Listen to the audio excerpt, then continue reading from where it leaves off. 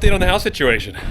Well, the guys have been working hard, putting the soffit around the house, as you can see clearly behind me. It really makes it look finished. Isn't that nice? Look at that. Trim around the doors. So they got most of the whole house soffit on. Fascia they're working on just a little bit on the end, but now we're switching gears. We're getting inside. I'm gonna show you what's going on here. We got Maverick here. Hi, Mav. He's keeping the birds out. Good job, bud. Finally got the last of the windows for the main floor, so bathroom window's gonna go in. This is gonna be a nice window because the light, this was my wife Kathleen's idea, is I want light coming down the hallway. So the bathroom door will be open, sun is on that side, especially in the winter time. Light comes down this hallway, illuminates the whole thing, it's gonna be beautiful. And then we got another window, which has been long awaited, is the bath, or the laundry room window, which is gonna go right here. So we'll knock this out, put the window in, the laundry room. We've had the electricians here. Oh yeah, I gotta show you this. This is pretty cool. So we finally, it's been a bit, but they came and we got her all done, and we have got power to the basement. So primary runs in, this is the 200 amp service for the house, and then they run up another line over to, I think it's up to 100 amp or whatever, to the service box in the garage. I'll show you in a minute. But this energy, this power, is coming from the house now and not through extension cords. So we are live in the house. They're coming today to finish putting in more outlets, more receptacles around the floor. The wife and I went around and put where all of our light switches will be. So when it comes time to put some lights in, we'll have that all figured out. But it's been great. And there's been a lot of like, uh-oh moments. Like told them, where do you want the panel for the garage? Oh, center it in this wall, it looks great. Yeah, perfect. They put it in, they wired it in, and then we're like, oh, that's right. There's gotta be a washer and dryer on the other side of that in the other room. And you gotta vent the washer and have hookups for it. And that was supposed to be in that spot. And then we were gonna put a freezer right here, an upright, which is gonna block that. Now we gotta move the freezer over. So, I don't know. So anyways, those kind of decisions, I just didn't see far enough ahead in the future when I told them to put it there, and so that's fine. So, good. Garage is mostly wired. Bonus room upstairs is mostly wired, so that's the gist there. We'll get to that today. And then there's this problem. This guy burnt up on me the other day, and some of the drills are a little wore out, so we're gonna change things a little bit here. We are adding more fuel to the family. Got some M18 tools here, some from Milwaukee. Got the oscillating tool, a smaller skill saw, and a larger skill saw. So we'll get these unpacked, batteries charged, and ready for the guys to keep working so they can start slamming out the rest of this job with the red stuff.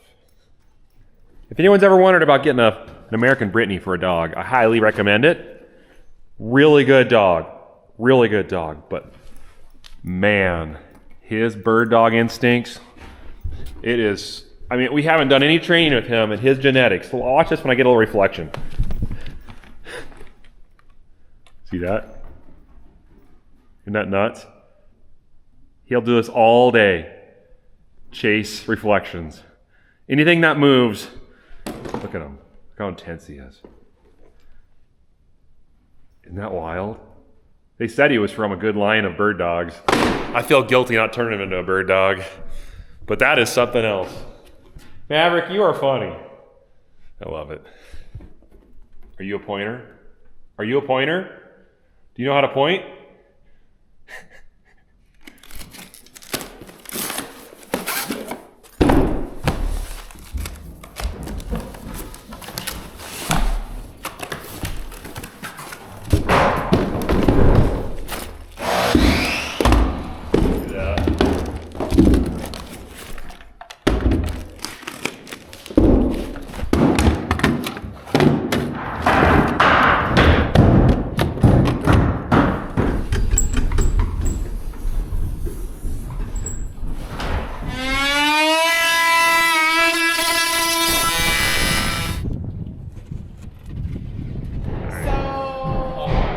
Figured out wiring for the office. This is the fun part. Yeah, that works. Oh man, it is close. There it goes.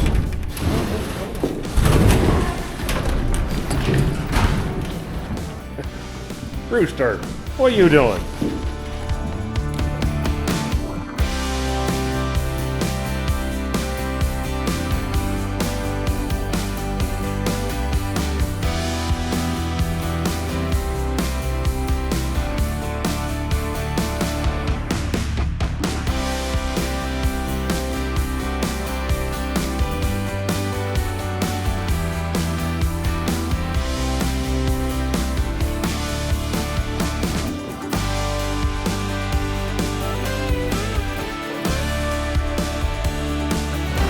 this. Fireplace is inserted, and hopefully it's gonna stay there. I'm just kind of checking it out, learning a thing or two about it. It's gotta be vented for the combustion air, and then also you can run ductwork off this unit down into other rooms to help push that heat around. It's 86,000 BTU unit, so it can really kick on some heat when you're burning some wood. I'm excited about that. And then we gotta deal with the chimney too, so clearly a lot of things left on that, but fireplace, looking good.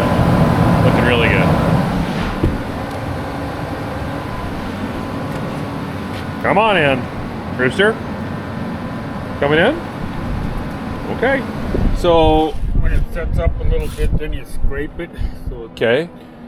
Down to the level of the it just makes the wire. It rough, so the rocks actually stick to it. Do you have a special trowel to do that with, or is any trowel work? I just take a piece of the wire and cut it, so it's kind of rough there, and then you scratch it. Now, when it comes time to put the stone on, do you just a stone only, or do you put another layer on this? Well, usually we just put it on the back of the stone and then squish it to it. That's cool. Yeah.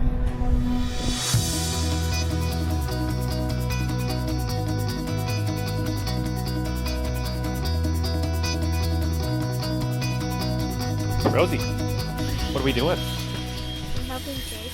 You're helping Jake. What are we helping him with? Can you show? We're putting the stone on the side of the house. Fun. Over there. Over there? I was helping him in the boys' team. Okay. You didn't know. Yeah. You did all that yourself? No, it's Jake. Wow. That's pretty good. What did you guys do? Levi, what are you playing with? I'm not playing. I'm working. Oh, you're working, duh. What am I talking about? Of course you're working. Are you working too, Luke? Yeah. Is that where that piece goes? Are you trying to figure it out? Oh, we need a cut right here. So they'll cut it right there. That's a good idea. Here. It's like Legos. Really expensive Legos.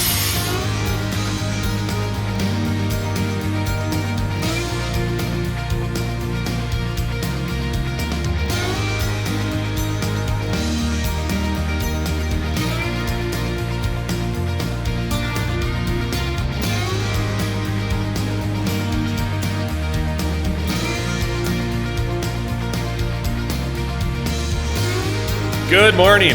I'm here at the lake house. I am going to try to get some of these lights knocked out. The electrician's been working hard at hanging wires everywhere, but it's time to start putting some lights in. It is very dark. Let's take a look at what we got. I'm excited for this. What do you guys think? Huh? Think I could get a job at a local gas station stacking Coke and Pepsi boxes? Oh, yeah. Easy. Let's take a look. These circa 6-inch slim LED downlights have some really unique features to lighting technology today. They've been around, the slim wafer technology has been around for a while now, but I'll tell you what, if you're retrofitting or doing a new construction, I really should think about these. Reason is, see these tabs? Well, they make it so that you don't have to have a can in your ceiling to put lights in. You just cut the sheetrock out to the 6-inch hole. They give you a little diagram, you can do it. And you just flip the tabs up, lift them up, stick it in, let the tabs fold down, and bam. It's got a foam seal there, so that way it keeps the cold air from leaking through. And if you ever got to change it out or whatever, you just literally just lift it up a little, pull it down, flip the tab up, drop it out. And then your driver box, really simple, just a little box here. You just attach it to a stud or a truss or a joist or whatever you have nearby. They've got the quick push connectors in there already. So put a grommet in, screw this to it, run the wires in, just strip the ends out, shove them in the connectors, you're good to go. Connect the wire up. And then there is 1, 2, 3, 4, 5 light settings. So really bright white, really warm light. You can do like a bluish white or a really warm brown. So it's up to you. You can pick a lot of settings. I don't know which one I'm gonna do yet. We'll figure it out per room. But I think let's get to installing these boxes at least. That'll work. Show you guys real quick how easy it is to put these drivers on the wall. Or I should say the trusses. So first thing, take it out of the box. Unscrew the little connector here. Take your wafer, put it aside in the box. You're not going to put these in until after you paint, so they won't be in a long time, unless you want to tape over them, but I wouldn't. I would just keep them in a box, and then a couple months down the road, and you get the place fully ready to paint, painted, then you put these in and plug them in, and then check out the lights. But your driver, all you got to do, flip it open, figure out where you want to screw this to the wall. So let's say I'm going to use this port here. Take your finger, Pull the tab off.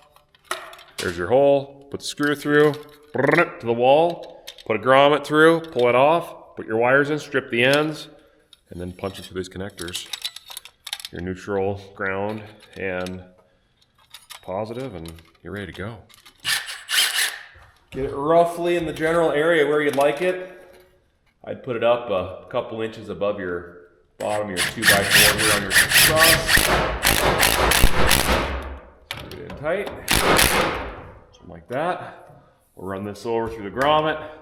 Then you've got a pigtail here about 6 inches to work with. You got another 6 inches on your wafer. So when you connect those together, I would have put it on this side of the stud, but there's power running along this, so I can't put it up against that. So put it on that side, I'll run over the top, wafer will be right over here. Make sense? Good. Let's keep going. Like 200 more to go.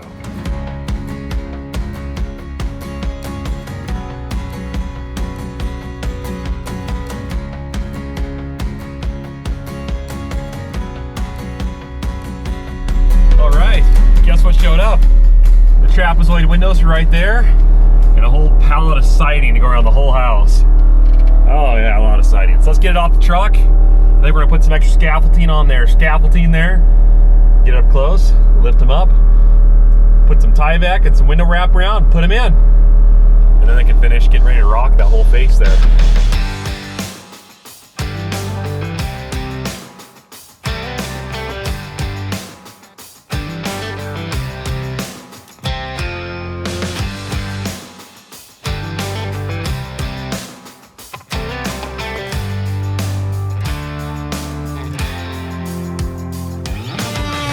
That's it, last window going in right now. No more windows. Is that enough windows in that wall? Oh. Yeah. I know that defeats a little bit of your R factor, insulation, but I mean, what's better than looking out your windows? Nice pictures on the wall, I guess. That's probably better, maybe. Depending on the picture.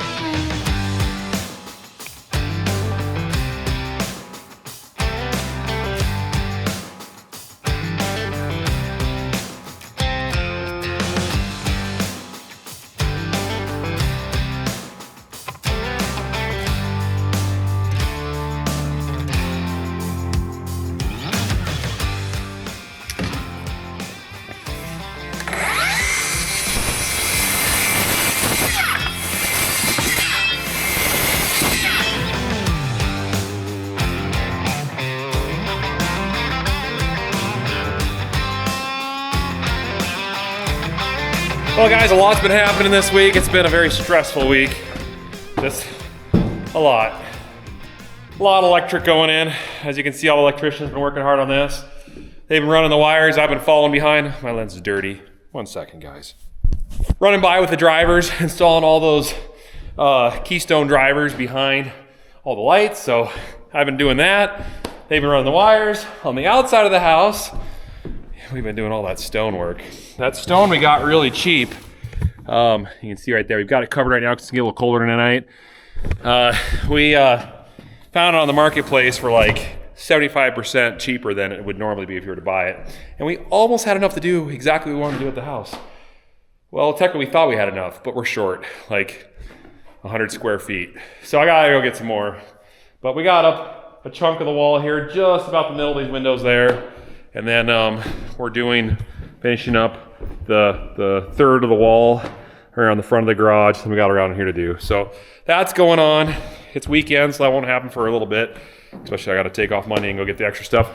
I just furred out a wall for the plumber. Washer and dryer going here.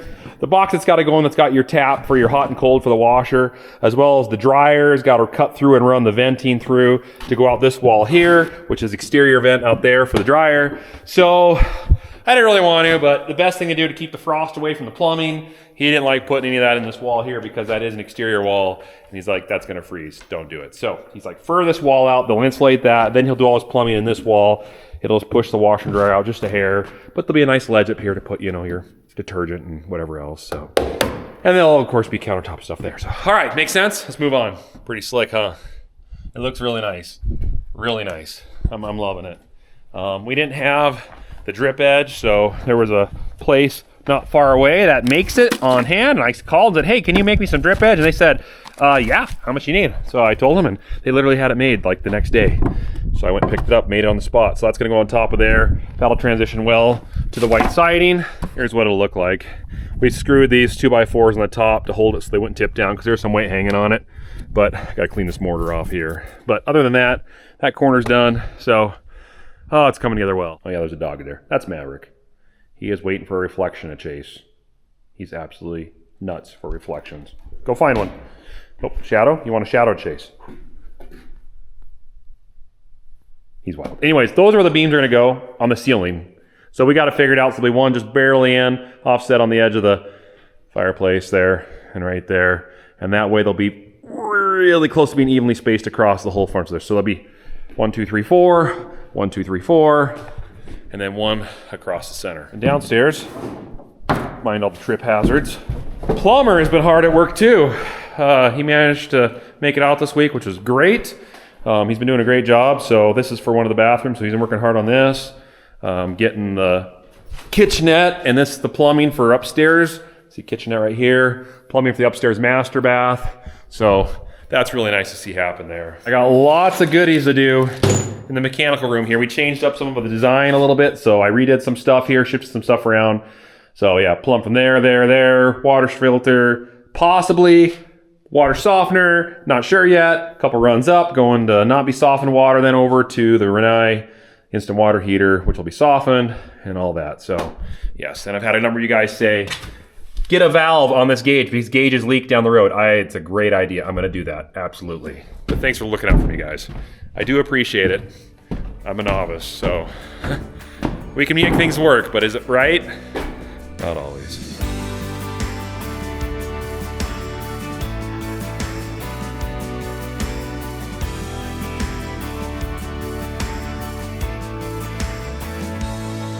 All right, here we go. Look at this. We did it. We finished. There's our scrap. Not a lot. The reason there is this much scrap, like I said earlier, is I don't know. It didn't estimate right. The boxes didn't have the right amount in it. Somehow we came out way short, so I had to make 2 trips to get more stone. And the place that I got the stone from only had corners left. So we bought all the corners they had for a highly discounted rate because they were trying to get rid of it, which was awesome. Got it for like, again, 70-some% off. And I cut all the ends off those corners. And we spliced and pieced as much as we possibly could to make it work. And we used every piece to the very end. And this is the half of the last piece that we had left right as we did the corner right there. Oh, that was such a good feeling to know that it was done. I also spent the other day cutting this door out wider. This is, well, it was my mistake. I told the contractor 36-inch door, and then I totally spaced that it was a 42-inch door. So concrete saw later, and a bunch of work, and it's now big enough to fit a 42-inch door, which is right there. So that's gonna go here. So yeah, my bad, but I took the time to fix it, minus a blister. We got it done. So, all right, well, I'm gonna go inside. Got work to do in there. To address the bounce in the floor, I played at all those. It turns out, I don't know. I'm learning, guys. I don't know. You guys are telling me a lot of stuff. I don't know. Somehow it was missed that you're supposed to brace those. I don't know how it got missed, but I'm sure plating them like I did, it did make them stronger. It's got to. It's vertical support for shearing, but you're supposed to tie all these together in the center. And they gave an extra floor joist to do that kind of thing, as well as load-bearing wall areas like that. So I'm going to do that too. Why not? Get rid of that bounce in the floor. You guys say that's what will do it. I'm sure when the sheetrock goes up down here, that'll tighten it up too. But I got to do it now because the electrician's going to be in here probably tomorrow starting to wire this in. So I need to get that up so that way they can work around that instead of me trying to work around their work. Make sense? Let's get to work.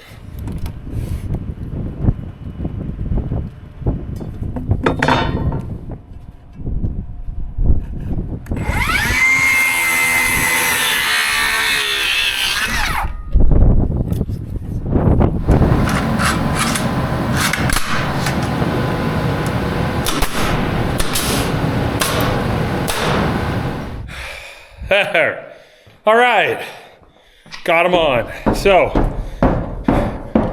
I nailed the snot out of those. They're tight between each joist. Let's do a bounce test. Here's the center of the floor. And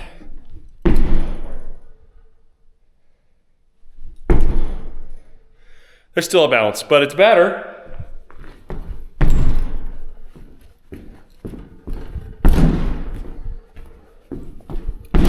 Okay, I'd say it definitely stiffened things up a little bit. It's a noticeable increase, and that's good, because it took me 2 hours to do that.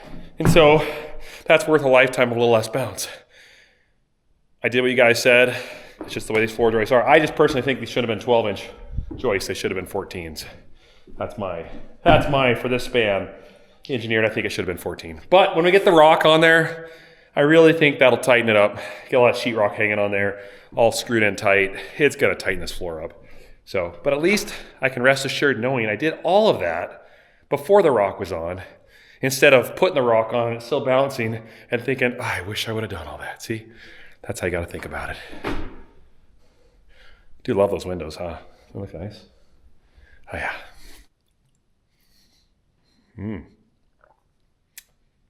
Shameless plug for our merchandise. You guys should head over and get some. We got lots on there. Good time. Christmas is coming. Might be too late by now, but it could be a late Christmas present. All right, back to work. I went through. There's no load of this wall here other than just the floor. The upstairs walls do not support there. The load-bearing wall, though, is this one, and then that one right to that point. And I was looking at this joist here, and it's just kind of hanging over the edge. So I plated it with a second joist that I had and screwed it tight across there. And then on this side, just to make sure that joist doesn't twist, every 2.5 feet, I put a 2x6 vertical and screwed it to the joist all the way across the whole thing there, which is resting on that plate, which is supporting the upstairs wall. So I don't think we're gonna have any issues there down the road of anything twisting. So we blocked those plates, that's good, mission accomplished. I went around the rest of this.